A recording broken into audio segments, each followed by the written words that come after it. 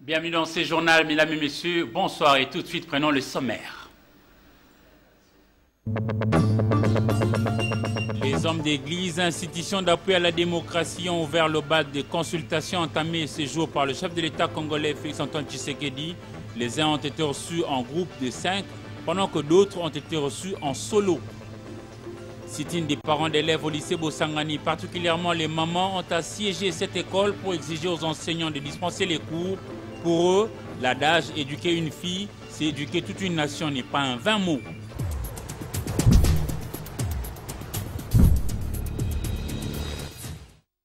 Encore une fois, bonsoir messieurs et dames. Et l'actualité d'aujourd'hui partira du palais de la nation où le chef de l'État congolais Félix-Antoine Tshisekedi Tshilombo a débuté avec les consultations annoncées pour réunir toutes les forces vives de la République démocratique du Congo en vue de créer l'union sacrée pour voir dans quelle mesure accélérer les solutions aux différentes préoccupations exprimées au sein de la communauté congolaise pour trouver des solutions. Aujourd'hui matin, le chef de l'État congolais Félix-Antoine Tshisekedi a entre autres reçu Corneille Nangaa Yobbeluo, président de la Commission électorale nationale indépendante, qui a déclaré, entre autres, qu'il vaut mieux aller aux élections jusqu'au 2023 pour la stabilité de la République démocratique du Congo. Outre Corneille Nangaa, il faut dire que le chef de l'État congolais a également reçu l'ancien archevêque de Kinshasa, ou le cardinal Laurent Mosengo Passi-Igna, qui est allé en retraite, et puis d'autres hommes de l'Église avec qui ils ont parlé des problèmes de la République démocratique du Congo, pour lesquels nous pensons qu'il y aura des solutions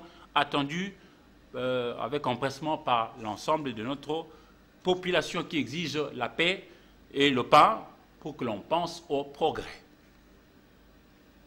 Et aujourd'hui, dans les rues de Kinshasa, Sylvie Fortuné Mboula a promené son micro pour interroger certains Kinois pour savoir s'ils étaient d'accord. Eh bien, elle nous dit que la plupart de ceux à qui elle a donné son micro ont été favorables pour la création de l'Union sacrée, pour accélérer justement les actions de Félix-Antoine Tshisekedi, parce que les Congolais, par-dessus tout, veulent voir leurs conditions de vie s'améliorer chaque jour dans ce pays qui est richement béni par le bon Dieu. Sylvie Fortuné Mboula, Raïssa Kitambala, Célem Bayabo. Les attentes de la population congolaise sont nombreuses au regard de consultations initiées par le président de la République, Félix-Antoine Tshisekedi Tshilombo. Interrogés, les Kinois veulent voir le social du pays s'améliorer. Jean et Jean-Pierre, 60 ans révolus, encouragent le président de la République pour la création de l'Union sacrée. Les impressions sont bonnes. Vous voyez, quand on est ensemble, on est en train de faire quelque chose d'ensemble. Et que dans l'union, ça ne marche pas. Il y a toutefois cette possibilité-là de rectifier les tirs. Je crois que l'idée du chef de l'État n'est pas mauvaise. Nous encourageons l'initiative prise par le chef de l'État. Nous sommes derrière parce que nous voulons vite en finir avec ce régime de l'AFDL qui nous a fait souffrir pendant longtemps. Glody, étudiant, salue l'initiative du chef de l'État. Le respect de la Constitution, et il n'y aura pas besoin de chercher une union sacrée. En respectant les lois, on vivra en harmonie et ça découlera. Quant à la coalition FCC Cash, Augustin et François pensent qu'elle ne travaille pas pour l'intérêt de la population. Vous voyez, il n'y a pas de coalition. Hein? Il l'a fait pour éviter qu'il y ait des massacres des Congolais. Coalition FCC Cash, moi je suis Congolais. Hein? Moi je suis Congolais. En tout cas, chacun a ses ambitions ou ses idées. À mon idée, vraiment, ces coalitions n'existent pas. Donc je peux dire que ça existe seulement par la bouche, mais en réalité, ça n'existe pas. Les consultations initiées par le chef de l'État ont débuté ce lundi 2 novembre 2020 au Palais de la Nation. Félix Antoine Tshisekedi s'est entretenu avec le chef religieux et les responsables de l'institution d'appui à la démocratie. Les cercles de réflexion des amis de relations internationales a organisé vendredi 30 octobre 2020 au CEPA situé dans la commune de la Gombe une conférence de débat sur les relations diplomatiques qu'entretient la République démocratique du Congo avec l'ensemble de ses 9 voisins africains en vue de la création de la paix véritable, gage du développement de la République démocratique du Congo d'un côté mais aussi de l'ensemble du continent. Papi Katassi pour la suite. La crème intellectuelle s'est réunie le vendredi 30 octobre à Sepas dans la commune de la Gombe sous l'égide du CRARI, le cercle de réflexion des amis des relations internationales, dans une conférence débat. Plusieurs orateurs éminents ont réfléchi sur plusieurs sujets. Dès l'entame, le professeur Bongi a évoqué les contenus et portées du principe de bon voisinage dans les relations internationales. Le professeur Makiese, en deuxième lieu, a tablé sur la rétrospective dans les relations entre la RDC et ses pays voisins. Intervenant en troisième position, le professeur Étienne Ngoï de l'UPN a réfléchi autour de la complexité de la situation sécuritaire à l'est de la RDC et impasse de la diplomatie congolaise. Cette messe intellectuelle qui a connu la présence des membres de ECRARI, cercle de réflexion des amis des relations internationales et plusieurs invités, marque le début d'une série de manifestations que compte projeter cette structure des amis des relations internationales. D'éveiller, n'est-ce pas, la conscience des Congolais, n'est-ce pas, sur les enjeux, n'est-ce pas, actuels qui guettent les frontières nationales de la République démocratique du Congo, n'est-ce pas? C'est pourquoi nous avons voulu organiser cette conférence sur les relations, n'est-ce pas, diplomatiques entre la RDC et les pays voisins pour voir comment est-ce qu'on peut redéfinir, n'est-ce pas, notre façon de vivre avec les voisins qui, eux, ne cessent à tout moment de s'ingérer, n'est-ce pas, dans la gestion de notre pays. À la fin de chaque exposé, il s'en est suivi un échange fructueux entre orateurs et participants, question d'arrondir les angles sur les sujets débattus. Quittons Kinshasa pour Mbandaka, chef-lieu de la province de l'Équateur, où la Fédération de l'Union pour la démocratie et le progrès social UDPS, antenne de Mbandaka, dénonce les tribalismes. Les Congolais vivant dans cette partie de la République démocratique du Congo invitent tous les Congolais à participer pour cimenter la cohésion nationale. Suivez avec José Maza au Soukouma. Autoritarisme et la centralisation à outrance, une confusion totale entre les partis et sa famille biologique, tribalisme, clientélisme, méconnaissance des collaborateurs, prééminence des intérêts avec sa famille biologique sont parmi les griefs retenus contre le président fédéral de l'IDPS Équateur 1, Jean-Claude Mbongo, par l'équipe de membres du comité fédéral sous la conduite du vice-président Yves Balo. Suivant les mémos lus par Maître Marval Lotchekelani Basila, le secrétaire fédéral en charge des communications. Vous n'avez qu'à comprendre la fermeture quasi permanente de la permanence de la fédération. Cette gestion individuelle opaque et manuelle des ressources du parti refus délibéré de doter la fédération de son compte bancaire, démotivant les combattantes et combattants à cotiser pour le parti. Manque, le point 8, c'est le manque de considération avec ses collaborateurs, caractérisé par des insultes publiques à la contre des cadres du comité fédéral. Et la dernière victime en l'espèce est M. Mpoyi Ntumba Boniface, l'un des vice-présidents du comité fédéral et son collaborateur au cabinet ministériel. 9. La conflictualité et la rancune contre certains membres du comité fédéral qui tentent de les ramener à l'ordre ou s'opposer à sa manière de gérer le parti. Contacté à ce sujet, l'incriminé président fédéral Jean-Claude Mbongo a réagi par ces termes. Celui qui vous dit, il ne vous a pas dit que nous contribuons autant, mensuellement autant, qu'ils vous disent. Mais non, ils n'ont même pas la culture de cotisation. Non. Ça c'est le vrai. Ils vous montrent l'argent, les finances. Est-ce qu'il y a des finances à l'IDPS? Est-ce qu'il y a des niveaux de l'argent de l'argent? Est-ce qu'ici nous avons l'argent? C'est nous, quand nous avons nos salaires, moi et les membres de mon cabinet, c'est nous qui payons.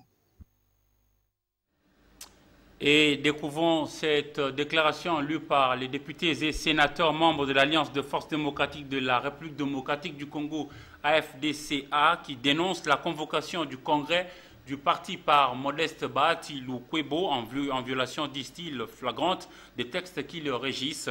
Déclaration lue par le député national Hassani Alou Kabina. Nous, membres fondateurs, députés nationaux et sénateurs de l'AFDC, élus sous le label du regroupement politique AFDCA, membres du bureau politique de l'AFDC, réunis à date du 1er novembre 2020, suivant avec une attention particulière l'évolution de la situation politique du pays en général et celle de notre parti politique en particulier, dénonçons la convocation de la tenue du congrès de notre parti politique en violation flagrante des textes qui nous régissent pour des fins politiques inavouées. En effet, il est surprenant d'apprendre qu'une personne sans qualité ni mandat vient de convoquer irrégulièrement et précipitamment les congrès de notre parti sans au préalable mettre en place une commission préparatoire chargée d'organiser les 10 congrès, identifier les vrais fondateurs du parti ainsi que les membres représentant toutes les instances, se livrant ainsi à une identification sélective et sentimentale des participants en ignorant les députés nationaux, membres du bureau politique selon l'article 28 des statuts du parti. Par conséquent, nous, membres fondateurs, députés nationaux et sénateurs de l'AFDC, élus sous le label du regroupement politique AFDCA, et membres du bureau politique de l'AFDC, refusons de cautionner cette mise en scène et annonçons notre non-participation à ces assises organisées de manière cavalière. Mettons en garde tous les pécheurs à nos troubles qui ne font plus partie de notre plateforme FCC et qui veulent profiter de l'avènement des consultations nationales annoncées par les chefs de l'État pour convoquer précipitamment les congrès afin de se donner une légitimité de façade en parlant au nom de l'AFDC. Et parlons de cette affaire en conflit. Donc, l'appartenance et l'incompréhension sur les actifs de la société Necotrans en liquidation depuis 2017 est rachetée régulièrement par la société Octavia de Pascal Beveraghi. Et au centre du conflit qui oppose la société Octavia à la société Astalia, appartenant à Moïse Katumbi Chapwe, s'opposant au jugement selon Beveraghi irrégulier du tribunal de commerce de Kolwezi dans la province de Lualaba, bloquant ainsi les actifs de la société Octavia après une condamnation par défaut, d'où la saisine, cette fois-ci, du tribunal de commerce de Kinshasa, capitale de la RDC, pour dire le droit. Suivez ces images. La société Astalia a vu sa décision être rétoquée au degré d'appel et une vente des actifs fut annulée. Astalia ayant invoqué vis-à-vis de la société Necotrans son droit de préemption.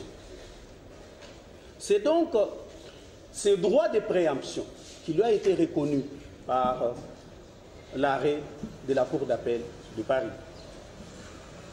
En règle ordinaire, la société Necotrans étant mise en liquidation, une liquidation judiciaire, les actifs sont réputés rentrer entre les mains du liquidateur judiciaire en vue de voir la société Astalia invoquer son droit de préemption, lever ce droit de préemption avec une offre de rachat des actifs. Sans attendre cette étape qui aurait pu lui permettre de racheter les actifs de la société Necotrans, la société Astalia s'est précipitée à amener l'arrêt de la Cour d'appel de Paris devant le juge de commerce, d'abord de Lubumbashi et par la suite celui de Kolwezi, pour obtenir quoi? L'exéquatur de l'arrêt de la Cour d'appel de Paris. Et pourtant, le dispositif de cet arrêt ne permet pas une exéquatur au Congo. Mais Astalia sait, elle, comment elle obtient les décisions judiciaires au Congo. Rendons-nous à présent à Kisangani Boyoma Singamwambe où l'on retrouve Patrick Mangala qui lui nous parle de la rentrée académique au sein de l'université de Kisangani, Unikis. Sur ce, je déclare ouverte l'année académique 2020-2021 au Philosophat Saint-Augustin.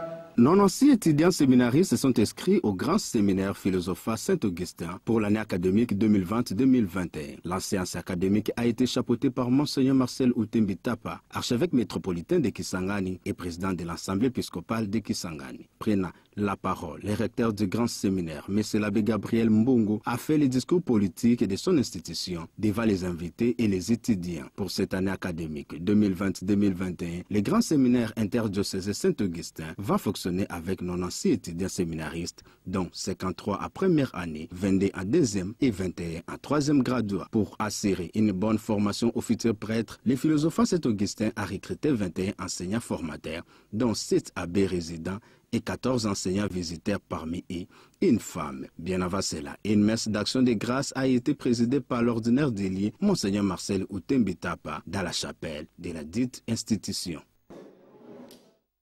Quittons Kisangani pour Kalemi Mayalangi dans la province du Tanganyika où notre correspondant sur place, Moma Fata, qui nous parle de la reprise des cours, cette fois-là au niveau de l'EPST, c'est-à-dire enseignement primaire, secondaire et technique. Regardez. Après la marche, 2 élèves des écoles conventionnées catholiques de ce jeudi 29 octobre, motivés par la non-prise en charge de leurs enseignants par le gouvernement central. Cette grande session n'est pas passée inaperçue. Déjà ce lundi de novembre, ses fruits sont visibles. Les écoles catholiques ont repris effectivement leur travail de tous les jours. Cette grève, déclenchée presque pendant 3 semaines successives, est suspendue dans la province du Tanganyika pendant seulement 2 semaines pour des raisons purement techniques, nous a confié Jibikula Ingala Mouloumé, secrétaire provincial de Sunekat. Nous avons reçu 2 ou 3 demandes. Et sur base de ces demandes là-bas, nous avons estimé que c'était important que les enseignants reprennent le chemin du travail. Et encore plus particulièrement, la plus grande précision, parce que vous savez que beaucoup d'écoles sont dirigées par les sœurs de Saint-Joseph et que ces derniers organisent déjà les festivités de centenaire pour leur congrégation. Donc c'était important qu'il y a certaines activités qui devaient passer par les écoles et nous avons estimé que c'était important pour que nous puissions suspendre momentanément la grève, je crois pour deux semaines, et en attendant que nous puissions continuer à suivre le mot d'ordre qui a été donné par notre syndicat au niveau national. Après les pourparlers avec le comité de départ tenu dernièrement, il ressort que les enseignants se repris en charge par les parents en payant 22 000 francs par trimestre, ce que nous a révélé Kalala Salomon, proviseur de l'Institut Katarina Beni, qui précise que cette grève ne concerne que les enseignants et non les administratifs. Bon, ce n'est pas le personnel administratif qui est concerné par ça. Il s'agit du mouvement du personnel enseignant. Ils auraient trouvé un compromis selon lequel chaque élève payerait 22 000 francs par trimestre. De leur côté, les enseignants, c'est une immense joie de voir les élèves reprendre leur chemin de l'école. Nous avons fait très longtemps sans être avec eux. Et comme nous sommes avec eux maintenant, là, nous pensons que c'est pour nous une occasion de pouvoir revenir à notre beau métier. C'est un peu ça, en plus bref, ou en préambule, ce que je pouvais répondre à votre préoccupation. Rappelons que la grève n'a pas fini. À Kinshasa, les parents d'élèves du lycée Bosangani ont manifesté ce lundi 2 novembre devant le ministère de l'enseignement primaire, secondaire et technique à la Gombe. Ces parents invitent les enseignants à dispenser les cours à leurs enfants qui sont par ailleurs élèves, futurs cadres de la République démocratique du Congo. On fait le point avec Sylvain Kapombo Bosengele. 3 semaines se sont déjà écoulées depuis que la rentrée scolaire édition 2020-2021 a été effective sur toute l'étendue de la République démocratique du Congo. Mais fort est le regret de constater que dans certaines écoles conventionnées catholiques, les enseignements ne sont pas donnés aux élèves qui pourtant assoiffés d'étudier car ayant passé au maximum 6 mois à la maison des suites des contraintes sanitaires dues à la Covid-19. C'est le cas du lycée Bosangani, où les parents d'élèves ont fait entendre leur voix aux autorités devant les ministères de l'EPST, c'est lundi 2 novembre pour plaider les cas de leurs enfants.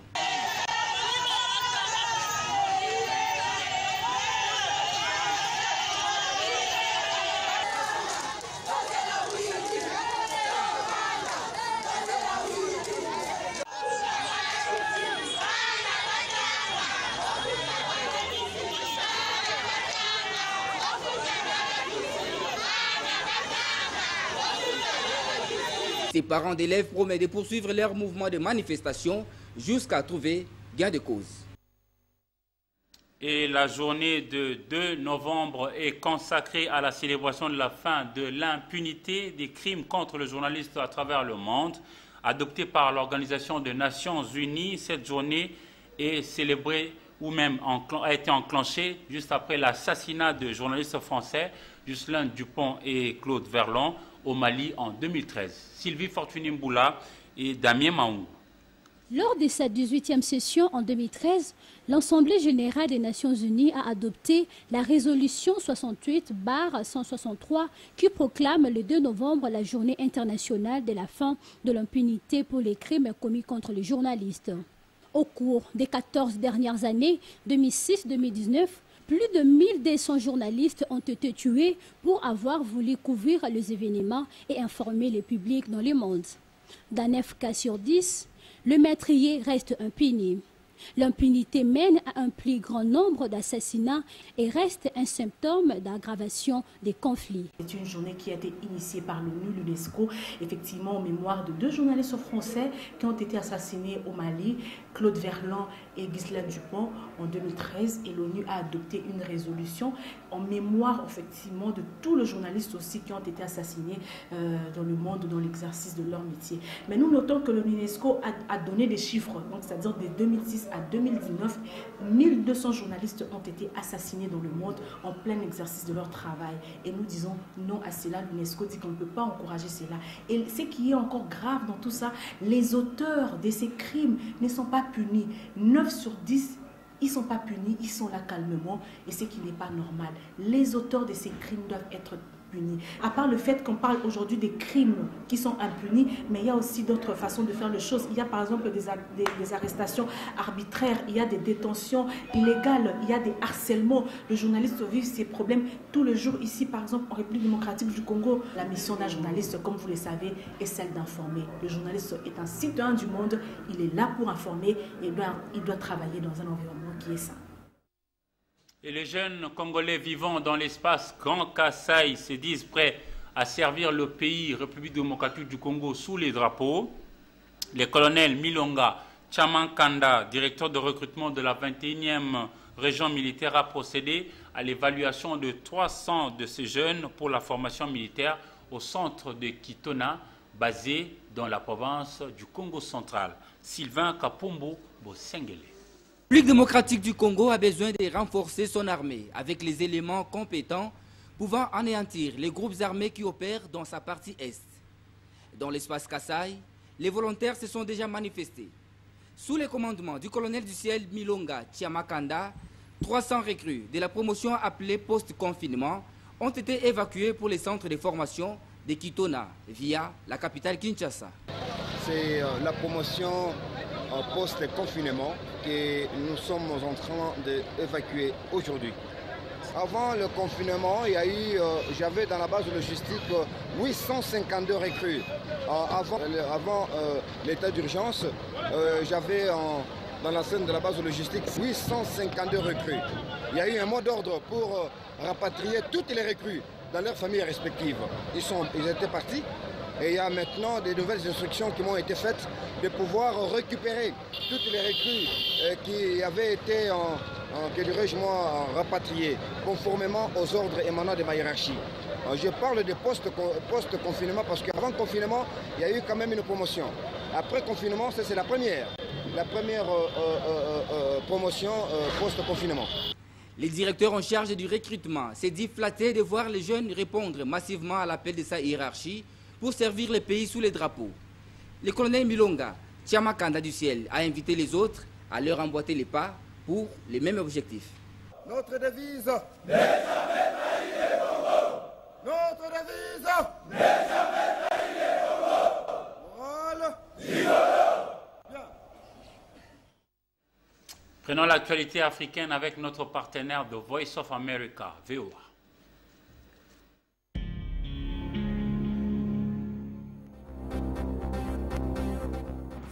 Tension palpable en Côte d'Ivoire au lendemain d'un scrutin boycotté par l'opposition et émaillé de violences qui ont fait au moins 5 morts.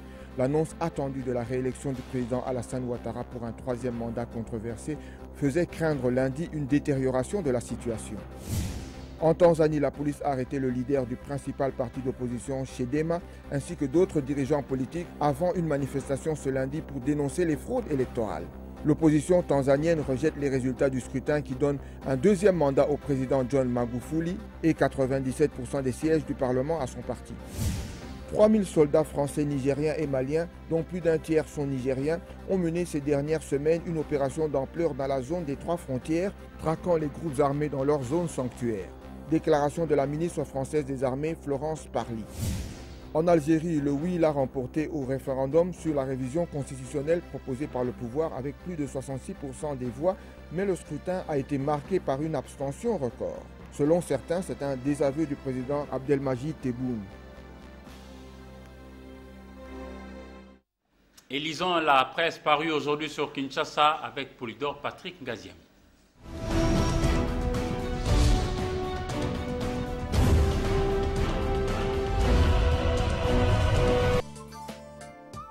L'actualité ce lundi 2 novembre tourne autour des consultations annoncées par le chef de l'État Félix Tshisekedi.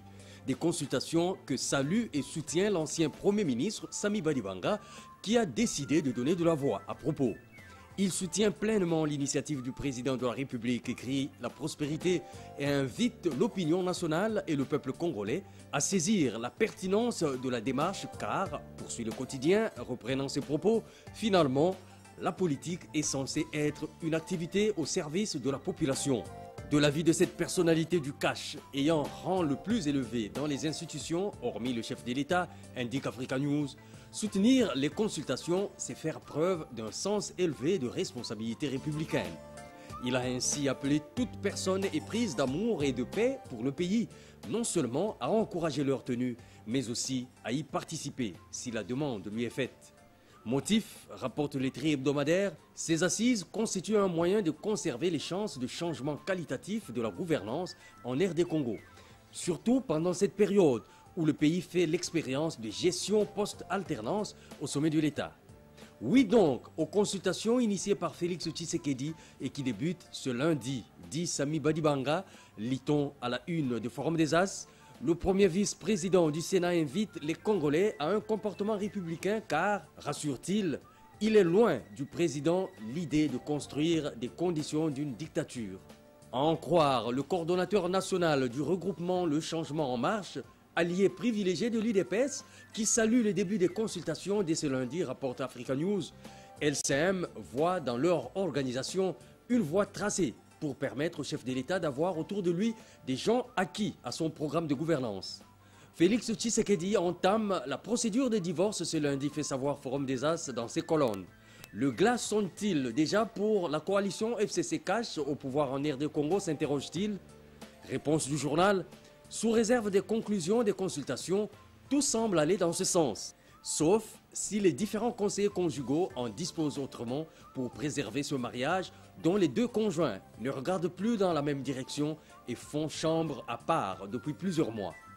Et pour ce premier round des dites consultations sur l'Union sacrée pour la nation, informe le vrai modérateur, l'Église du Christ au Congo sera face à Félix Tshisekedi.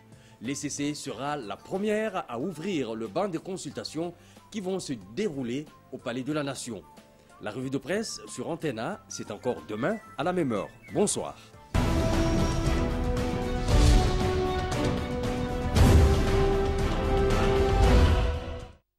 Avant de nous quitter, je voudrais vous rappeler les principaux axes de cette grande édition. Les hommes d'église, institutions d'appui à la démocratie, ont ouvert le bal de consultation entamé ce jour par le chef de l'État congolais Félix-Antoine Tshisekedi. Les uns ont été reçus en groupe de 5, pendant que d'autres ont été reçus en solo. Sit-in des parents d'élèves au lycée Bossangani, particulièrement les mamans, ont assiégé cette école pour exiger aux enseignants de dispenser les cours. Pour eux, l'adage « éduquer une fille, c'est éduquer toute une nation » n'est pas un vain mot.